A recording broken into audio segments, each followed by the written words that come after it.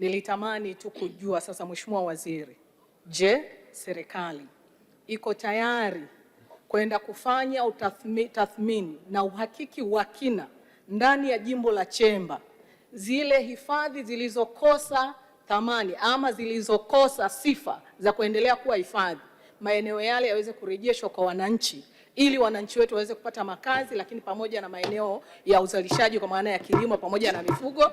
Swali langu la pili, Mheshimiwa Mwenyekiti, migogoro inayoendelea ndani ya jimbo la Chemba hali kadhalika inatokana na sababu ya kutokuwa na wataalamu, lakini pili na vifaa kwa maana ya magari, lakini na vifaa vya upimaji. Mheshimiwa Waziri, mko tayari kutupatia vifaa vya upimaji, lakini pili kutupatia wataalamu akiwepo afisa mipango miji, lakini pili akiwepo mthamini wa wilaya, tatu akiwepo mwenyekiti wa baraza la wilaya la ardhi, ili kupunguza adha na changamoto wanazozipata Watanzania wa wilaya ya Chemba? Majibu, Mheshimiwa Waziri.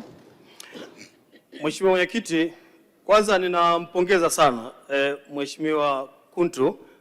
Amekuwa mara nyingi kwa kweli anakuja wizarani, hata hapa tukiwa bungeni anakuja kwenye viti vyetu tunajadili swala hili. Naomba nikuhakikishie kuwa serikali haijalala na haijasuasua. Imefanya kazi kwa kiasi kikubwa sana kushughulikia migogoro hii. Bahati nzuri mgogoro huu ninaufahamu, na mimi nilikuwa katibu tawala wa mkoa hapa wa Dodoma. Nimefika eneo ambalo unalizungumza, eneo la Swagwa pale ni kati ya kata yako kijiji kimoja nadhani cha Handa. Kijiji cha Handa ninafahamu kuna vitongoji pale kama vitatu hivi. Kuna Mlangali, kuna Ilala A na kuna B, lakini pia kuna Mnanga viko pale. Hivi ndio ambavyo vimeingia kwenye poli hili la Swagwa. Na maelekezo ya serikali yalikuwa wazi kabisa kuwa tumege pale kilomita za mraba 7.85, na serikali imeshafanya hivyo. Nikuhakikishie tu kuwa vijiji hivi nilivyovisema au na vitongoji vyake ndivyo ambavyo vimefanyiwa tayari tathmini. Kwa mfano nikwambia kitongoji cha Ilala A na Ilala B kimepata hekta 671. Mnanga kimepata hekta karibu 785, na Mnangali naye imepata hekta 200.